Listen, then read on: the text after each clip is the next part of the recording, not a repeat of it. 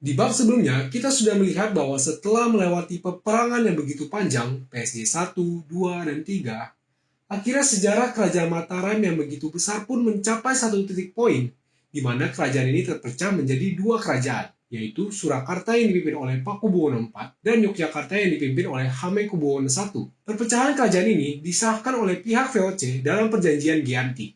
Perpecahan ini awalnya menciptakan kondisi damai di Jawa, tidak ada lagi perang, dan kedua kerajaan pun berkembang kian kuat dan maju, khususnya Yogyakarta, di bawah pemerintahan Sultan Hamengkubuwono I yang hebat. Dan pengaruh barat yaitu VOC kian melemah. Wah, kayak di Jawa udah happy ending aja nih. Keadaan sudah damai, gak ada lagi perebutan hegemoni. Ya, perdamaian ini memang merupakan ending bagi bab sebelumnya.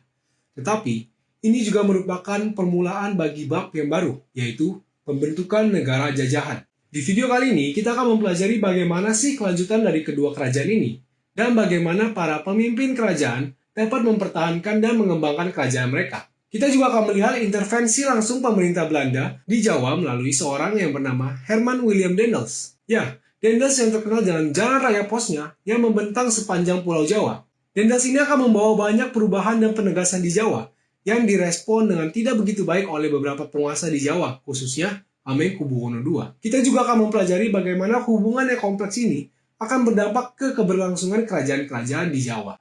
Mari kita mulai dengan update perkembangan kerajaan di Jawa, dimulai dengan Yogyakarta. Setelah tercapainya perdamaian, Yogyakarta menjadi kesultanan yang besar dan makmur di bawah pemerintahan Hamengkubuwono I, pendirinya. Pertaniannya berkembang dengan pesat dan menciptakan kemakmuran bagi rakyatnya. Yogyakarta juga dipercaya memiliki serdadu yang sangat besar, mencapai 100.000 prajurit. Di sisi lain, VOC justru terus melemah. Mereka hanya memiliki serdadu yang terdiri dari 89 orang. Itu pun banyak di antara mereka yang sudah tua atau merupakan kriminal. Namun, setelah berbagai kemajuan yang dialami oleh Yogyakarta, mereka harus menghadapi kemerosotan di bawah pimpinan sultan barunya, yaitu Hamengkubuwono II. Berbeda dengan ayahnya yang begitu cakap yang sampai disandingkan dengan Sultan Agung, Hamengkubuwono II merupakan sultan yang tidak kompeten. Ia adalah sultan yang gemar mencari musuh karena keangkuhannya. Ada beberapa tindakan bodoh yang dilakukan oleh Hamengkubuwono II sehingga merugikan Yogyakarta. Pertama, keunggulan militer Yogyakarta dibuatnya terancam karena bertikai dengan Pangeran Natakusuma, saudara tirinya yang cerdik, cakap, dan berpengaruh di istana. Begitulah yang tertulis di buku Sir. Wah, orang yang salah banget buat dimusuhin. Hamengkubuwono II ini nggak belajar dari bagaimana ayahnya bisa menjadi sultan. Ia mengulangi kesalahan Pakubuwono II yang malah memusuhi orang yang cakap di istananya dan bukan merangkulnya. Dengan sikapnya terhadap Pangeran Natakusuma, Hamengkubuwono II sedang menumbuhkan ancaman bagi tatahnya sendiri. Kedua, Hamengkubuwono II mengganti penasihat ayahnya dengan orang-orangnya sendiri.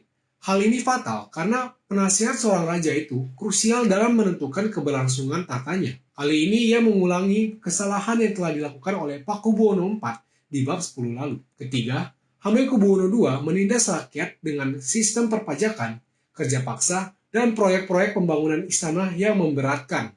Keempat, Hamengkubuwono II juga menunjukkan sikap yang amat jelas bahwa ia tidak menyukai VOC. Ia menghina VOC yang mengakibatkan hubungannya dengan orang-orang Belanda di istana semakin buruk. Ini menunjukkan keangkuhannya. VOC memang kian melemah, tetapi mereka tetap adalah sosok yang penting di Jawa. Ia tidak belajar dari ayahnya yang membutuhkan pengakuan VOC untuk mendirikan Kesultanan Yogyakarta. Sebagai akibat, Mangkunegara II dan Pakubuwono IV mengajak VOC untuk melawan Hamengkubuwono II. Hamengkubuwono II menaruh diri dan kerajaannya di posisi yang sulit karena memiliki banyak musuh. Beranjak ke kerajaan tetangganya, Surakarta sendiri memiliki sosok sultan yang pelin-pelan. Pakubuwono IV masih tidak suka akan kehadiran Yogyakarta dan masih dendam atas kegagalan pemberontakannya di bab 10 yang lalu. Kita akan melihat bagaimana Pakubuwono IV akan berusaha mengambil hati pihak Belanda, tetapi pada saat yang sama, ia juga berpura-pura menjalin persahabatan dengan Hamengkubuwono II dengan tujuan mau menghancurkan Yogyakarta. Lanjut dengan update mengenai kondisi VOC. VOC semakin terpisah dengan negeri Belanda. Mereka pernah meminjam 2.300 pasukan dari Surakarta dan Yogyakarta demi mencegah peperangan yang tidak kunjung terjadi. Namun, VOC juga meminta bantuan keuangan dari pemerintah Belanda yang mengakibatkan terjadinya penyelidikan dan pengungkapan segala macam korupsi, skandal, kebangkrutan dalam tubuh VOC. Negara sudah tidak menghasilkan lagi, Akhirnya VOC resmi dibubarkan oleh pemerintah Belanda pada 1 Januari 1800 dan segala daerah kekuasaannya pun diambil alih oleh pemerintah Belanda. Selain situasi internal yang berantakan dan sebelum resmi dibubarkan, VOC juga semakin tidak dianggap di Nusantara, khususnya di Jawa. Secara teori atau perjanjian, Belanda atau VOC sebenarnya berkuasa atas pesisir, namun secara praktek, para pemimpin lokal lebih berani dan lebih berwenang. Bahkan para pemimpin lokal mendapatkan penghasilan terbesar mereka dengan memungut biaya di pesisir. Para sultan ini jadi keenakan. Mereka berani melakukan ini semua karena mereka tahu bahwa Belanda ini kalah secara militer, sehingga mereka tidak akan berani untuk berbuat apa-apa. Pada masa yang sama, di Eropa sedang terjadi peperangan. Belanda diserbu oleh Prancis dan akhirnya jatuh ke dalam kuasa Prancis sejak tahun 1795. Dan atas perintah Louis Napoleon, adik Napoleon yang saat itu menjabat sebagai Raja Belanda, ditugaskan seorang bernama Marsekal Herman Willem Daendels untuk menjadi gubernur jenderal di Jawa. Orang ini nantinya akan membawa banyak perubahan yang akan membangunkan para penguasa dari situasi mereka yang seenaknya. Tujuan utama dari dikirimnya Daendels adalah untuk memperkuat pertahanan Jawa sebagai basis melawan Inggris. Daendels datang ke Jawa dengan semangat pembaruan dan metode kediktatorannya. Ia memiliki misi untuk memberantas ketidakefisienan, penyelewengan, dan korupsi yang menyelimuti administrasi Eropa. Beberapa hal yang diubah atau dipertegas oleh Daendels adalah ia memperlakukan para penguasa lokal Jawa sebagai pegawai administrasi Eropa dan bukan sebagai sosok pemimpin masyarakat. Ia juga mengurangi wewenang dan penghasilan mereka. Kini, para penguasa Jawa lebih dianggap sebagai fasal-fasal Batavia, yang sebenarnya adalah how it's supposed to be, sesuai dengan perjanjian 1749, penyerahan kedaulatan kepada VOC. Daendels juga mengangkat para residen di kerajaan Jawa menjadi sederajat dengan para sultan dalam urusan protokol. Kini mereka juga disebut sebagai minister. Hal ini tidak disukai oleh para sultan Jawa sehingga Daendels menuai banyak perlawanan. Kekuatan militer Eropa juga meningkat di bawah Daendels sehingga tidak bisa diabaikan lagi. Daendels juga dibantu oleh sebuah legiun khusus yang dibentuk oleh Mangkunegara II, anak dan penerus dari Mangkunegara I. Legiun Mangkunegara akan melakukan banyak bantuan kepada pemerintah kolonial seperti penyerangan terhadap Yogyakarta, Perang Jawa, dan Perang Aceh. Mangkunegara II sebenarnya memiliki sejarah yang kurang baik dalam bangsa Belanda, karena sewaktu ia naik tahta, seluruh hartanya pernah disita oleh residen terkorup VOC. Mangkunegara memiliki segala hak dan alasan untuk membenci Belanda. Namun, Mangkunegara II justru bisa membaca situasi dan lawan sehingga ia bisa mengambil keputusan yang cerdik untuk tidak baper, tetapi malah merangkul Belanda. Embrace the powerful one. Satu hal yang gagal dilakukan oleh Hamengkubuwono II. Perubahan dan penegasan yang dilakukan oleh Daendels paling ditentang oleh Hamengkubuwono II. Bukannya tunduk, dia malah bersiap berperang. Kan bener, emang dia orangnya suka nyari musuh. Sedangkan Pakubuwono IV seolah-olah menerima dengan baik kebijakan-kebijakan ini dan meyakinkan bahwa ia siap bekerja sama. Ya karena tujuannya memang ingin merebut hati Belanda. Sikap perlawanan yang dituai sebenarnya bisa dimengerti, karena kehadiran Daendels itu ibarat seperti guru pengganti yang tiba-tiba ditugaskan untuk menertibkan kelas di tengah berjalannya jam kosong. Murid-murid yang tadinya udah bisa have fun semaunya seperti Hamengkubuwono II, pasti akan merasa terganggu dengan kehadiran guru pengganti ini.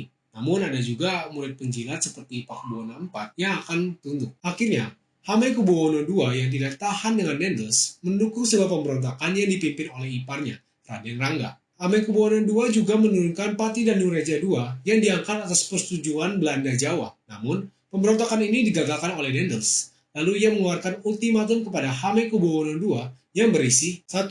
Menyetujui perubahan kedudukan minister Eropa yang sebelumnya menjadi setara dengan para sultan Jawa. Kedua, mengangkat kembali Pati dan Nureja II yang sebelumnya diturunkan. Ketiga, bertanggung jawab atas pemberontakan Raden Rangga. Dan tentunya kita bisa menebak apa jawaban dari Hamengkubuwono II. Dia menolak dengan angkuh. Dan akhirnya Daendels pun angkat pasukan menurunkan Hamengkubuwono II dan menaikkan Hamengkubuwono III, sang putra mahkota, menjadi vasalnya. Pada masa yang sama, ada sebuah arahan bagi Belanda untuk menyerahkan wilayah kekuasaannya ke Inggris pada tahun 1811, supaya tidak jatuh ke dalam tangan Prancis. Akhirnya berlangsunglah masa peralihan dan penaklukan Inggris yang membawa kekacauan di Nusantara. Hamengkubuwono II pun memanfaatkan situasi ini untuk merebut kembali tatanya. Gubernur Jenderal Daendels pun juga digantikan oleh seorang Inggris bernama Thomas Stamford Raffles. Wah, ini kayaknya kabar baik buat Hamengkubuwono II ya. Udah didapat tatanya kembali, musuh bebuyutannya yang rasanya pun udah digantikan. Kalau kamu berpikir begitu, berarti kamu salah. Karena Raffles ngeselinnya 11-12 dengan Daniels. Awalnya Raffles membiarkan Hamengkubuwana II untuk bertindak semaunya. Dia mau naik tahta kembali, ya silakan. Dia mau menolak kebijakan-kebijakan baru, ya silakan. Tapi namanya kesabaran pasti ada batasnya. Setelah mendapatkan laporan dan merasakan sendiri sikap unfriendly dari Hamengkubuwana II, Raffles pun akhirnya memutuskan bahwa Hamengkubuwana II harus diperlakukan secara tegas karena tidak bisa diajak kerjasama. Di sisi lain, Hamengkubuwana II juga mendapatkan surat dari tetangganya, yaitu Pakubuwana IV. Surat itu berisi encouragement dari Surakarta untuk mendukung peperangan memberontak dan mengangkat senjata melawan pemerintahan Eropa. Nah, akhirnya kelihatan juga kenapa Pakubuwana IV berpura-pura friendly kepada Hamengkubuwana II. Pakubuwana IV ini udah kayak iblis yang panas-panasin kita untuk melakukan sesuatu. Tapi kalau udah harus terima resiko akibatnya, dia mah bodo amat. Salah lu sendiri nekat dengerin. Sekarang harus terima akibatnya, emang gue pikirin. Kegiatan surat menyurat yang sesat ini juga diketahui oleh pihak Inggris. Akhirnya pihak Inggris membulatkan tekadnya untuk memperlakukan Hamengkubuwana II dengan tegas. Raffles bersama Hamengkubuwana III, sang putra mahkota, dan Natakusuma, musuh Hamengkubuwana II di awal, menyerang Yogyakarta pada Juni 1812. Istana Yogyakarta direbut serta dirampok, perpustakaan, arsip, dan sejumlah besar uang diambil. Sebagai hasil, Hamengkubuwana II diturunkan dan diasingkan ke Penang. Sang putra mahkota pun naik tahta sebagai Hamengkubuwana III, dan Pangeran Natakusuma diberikan daerah kekuasaannya sendiri, serta digelari Pangeran Pakualam I. Pakualam di Yogyakarta sama dengan Mangkunegara di Surakarta. Maka kini, lengkaplah sudah pembagian kerajaan Mataram menjadi 2 kerajaan senior dan 2 kerajaan junior. Raffles juga merebut banyak wilayah Yogyakarta dan Surakarta yang membuat para pejabat tinggi kehilangan tanah mereka. Sebagai bentuk hukuman kepada Pakubuwana IV dan sebagai apresiasi kepada Mangkunegara II, Mangkunegara II dihadiahkan 1000 rumah tangga dari daerah Pakubuwana IV untuk dikuasai. Pakubuwana IV pun masih belum menyerah atau kapok juga setelah ia menyadari kalau ia gagal menghancurkan Yogyakarta. Pakubuwana IV masih melakukan satu upaya perlawanan terakhir yang unik, yaitu dengan bersekongkol dengan prajurit Sepoy India. Namun, persekongkolan ini pun akhirnya terbongkar juga dengan mudah oleh pihak Inggris. Tapi, Pakubuwana IV ini bisa dibilang sebagai manusia paling beruntung, karena walaupun banyak tingkahnya yang merugikan pihak Eropa, ia sudah 3 kali tidak jadi dimaksudkan atau ditindaklanjuti sebagaimana Hamengkubuwana II. Emang kenceng nih orang peletnya kali. Selama masa pemerintahan Raffles, sejarah mencatatnya sebagai pembaharu yang hebat. Ia berpegang teguh pada prinsip Daniels untuk memperlakukan para penguasa Jawa sebagai pegawai administrasi Eropa. Raffles juga membuat sistem land rent atau pajak tanah yang nantinya akan menjadi dasar bagi perkembangan ekonomi uang ke depannya. Akhirnya, pada tahun 1816, karena terjadi perubahan kondisi Eropa setelah Perang Napoleon, Inggris mengembalikan Jawa ke Belanda. Raffles pun meninggalkan Jawa dan digantikan oleh Gubernur Jenderal pilihan Belanda, Van der Capellen. Sekarang kita akan membahas signifikansi dan apa yang bisa kita pelajari dari tiap tokoh. Hamengkubuwana II merupakan sosok pemimpin yang angkuh dan tidak bijaksana. Ia suka mencari musuh, dan karena tidak bisa menahan ego atau emosinya, ia malah menempatkan dirinya di posisi yang sulit. Seorang pemimpin yang baik seharusnya bisa menahan egonya demi keberlangsungan dan kepentingan kerajaannya dan rakyatnya. Pakubuwana IV, seperti yang sudah dibahas tadi, merupakan sosok yang seperti iblis atau teman sesat yang suka mengencourage kita untuk melakukan sesuatu yang ceroboh. Tetapi, ketika akibatnya sudah dirasakan, ia tidak akan mau ikut ambil tanggung jawab. Nah, kita harus berhati-hati dengan orang yang seperti ini. Sedangkan Mangkunegara merupakan sosok yang bijak, cerdik, dan oportunis. Ia bisa membaca situasi, siapa yang berkuasa, siapa yang tidak, dan ia bisa mengesampingkan urusan pribadinya demi the greater goods untuk kerajaannya dan dirinya sendiri. Satu hal yang lagi-lagi Hamengkubuwana II tidak bisa lakukan.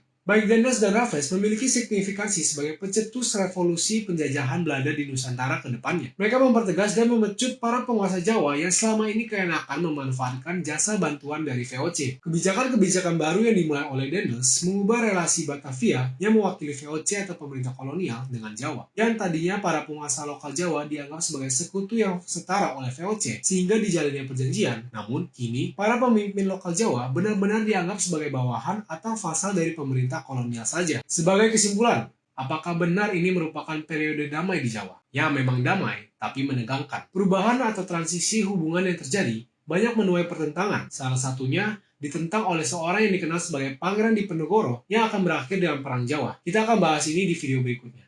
Sampai jumpa!